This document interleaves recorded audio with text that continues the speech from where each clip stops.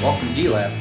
On the bench today we have a boutique Fender Champ build, the 5F2 circuit, and the build didn't quite go right. It's got a lot of noise, there's a lot of issues. Let's go through it and see if we can figure it out. So there's the chassis for the 5F2 Champ.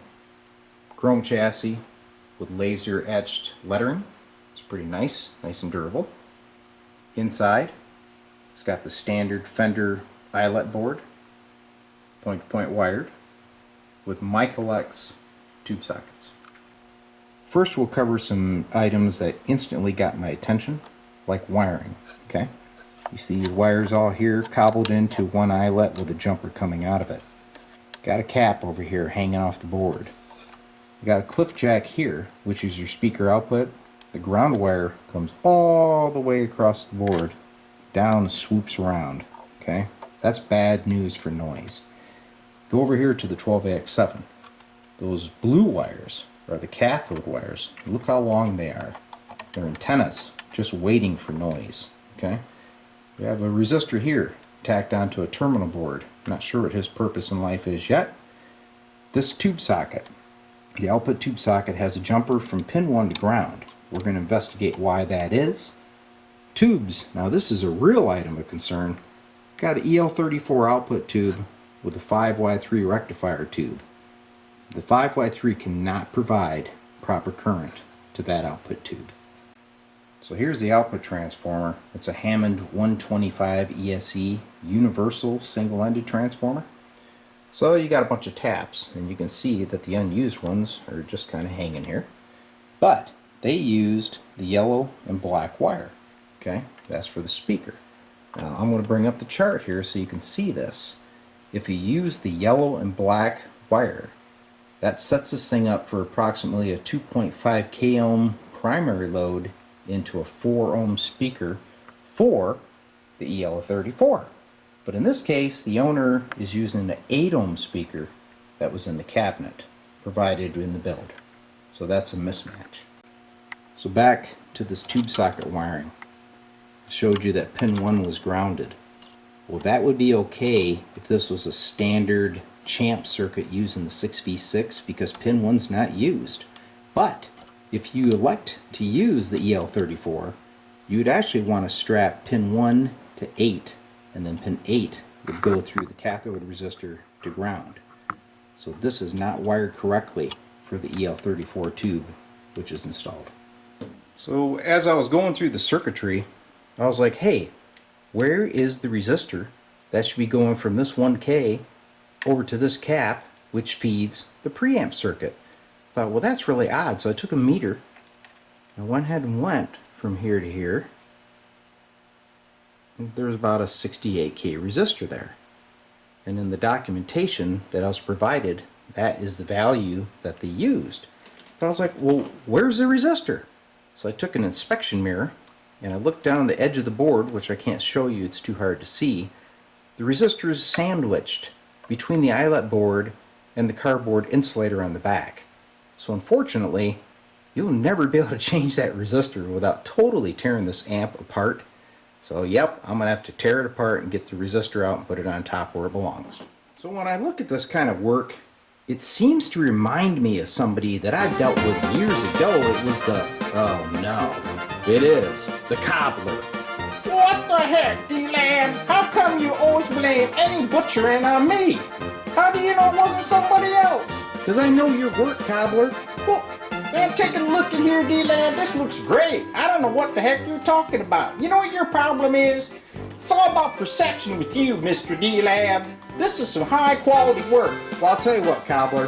How about we perceive Maxwell's silver hammer getting you out of here so I can fix it? Alright, I've picked it apart enough physically, so now let's look at it electrically. I've got a scope hooked up to the speaker output jack into the D-Lab dummy load test set over here. Okay? No signal applied. I have nothing plugged into this amp. Now I've got the volume all the way down. Tone, center position. I'm going to take this little tweaker and just play with some wiring, and let's see if we have any sources of noise. So there's the old scope over there. I'm going to start hitting some wires.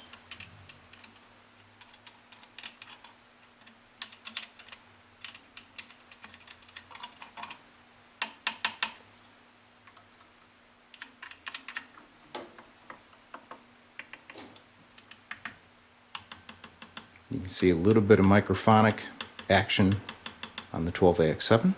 Okay. Now let's put the volume about halfway and see what we got. Here's those cathode leads. Look at that one. Super sensitive. Here's the speaker leads. You wonder why that's happening? It's because of these cliff jacks, okay? They don't make good connection, and the ground, like I said before, is running all the way to the front of the amp. So there's a lot of inductance here playing games with you, okay? Here's the power supply area. Same thing. See that? I'm just touching the filter cap. So obviously we got some bad connections. I noticed that the cathode resistor here has a cap across it, and that connection is extremely bad, but it doesn't seem to affect the amp. Alright, lights are still dimmed here in D-Lab. Obviously that was to show you the scope trace, but I thought maybe it would give a more warm feel to my presentation. Okay? Anyway, I talked to the owner, and he agreed we're going to put it in the 6v6 so that we get the proper 5K impedance match to that tube, and the 5Y3 would obviously be much happier providing current to a 6v6. Alright? The other thing we're going to do is change out those jacks. Cliff jacks are out. We're going to put in some standard switchcraft grounded type.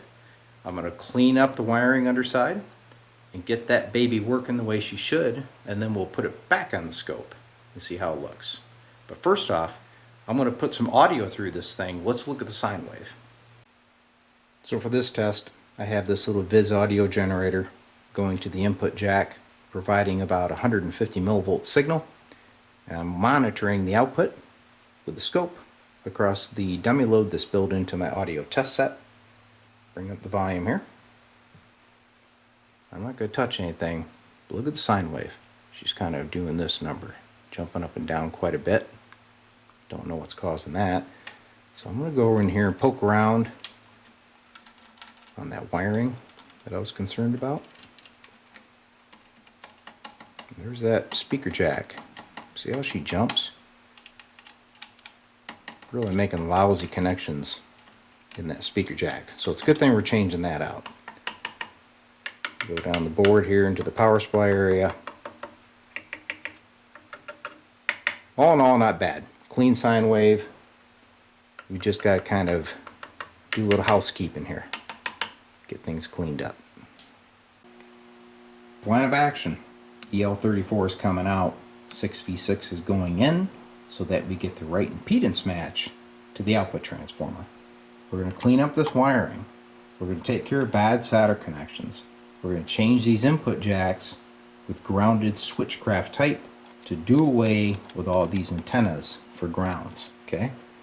Generally, I'm going to do a cleanup, make her look good, and yep, I'm going to have to pull out the eyelet board and dig out the hidden resistor that's under here and get him on top so that future guys can actually work on the amp.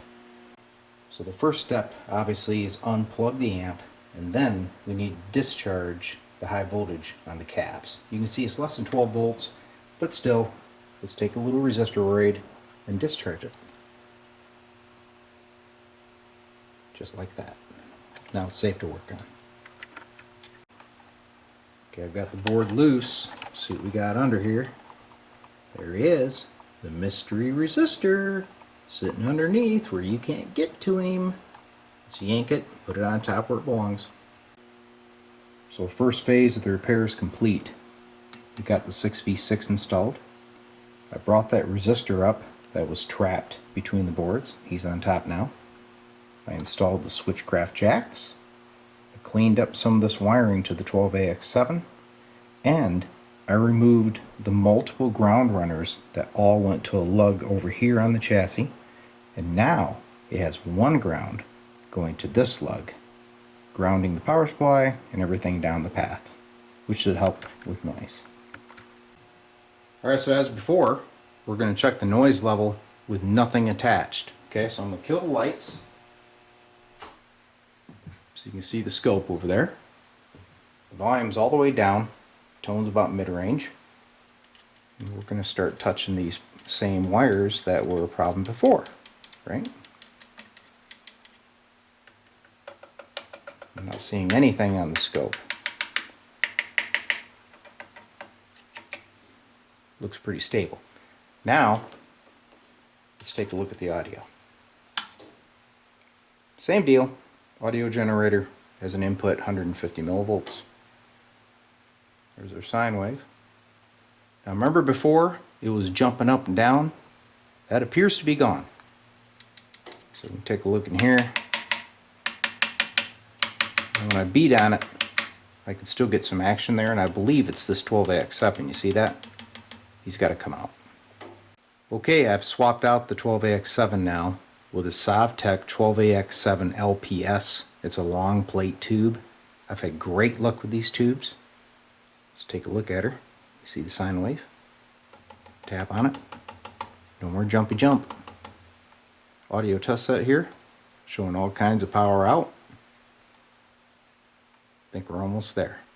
Still got some cleanup work to do, but it's looking much better. So the next thing I have to wire up is this switch. This one was in there and it's broke, pretty mangled.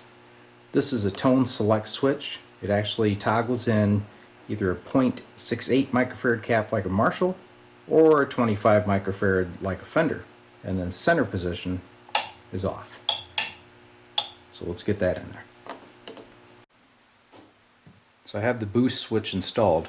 Center position, there's no capacitors in line, okay? So we'll bring up the scope.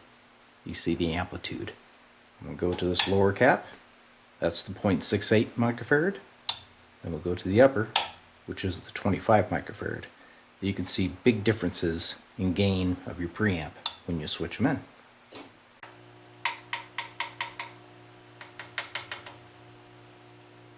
Alright, well it appears as though all the sensitivity issues with this little Champ are fixed. She's stable, sine wave looks great. The next thing that I need to do is go in there and clean up some more of the wiring, check every connection under magnifying glass, and then I'm going to glue down the filter caps so that they are not fatiguing sitting on those leads, especially in a combo amp where there's a lot of vibration and you're moving around a lot. I'd highly recommend it. Anyway, I hope this was as good for you as it was for me, and I'm always glad to be working on tube gear rather than solid state. See you again. Well, D-Lab, that don't look no different to me. I think your perception's off. Receive this, cobbler.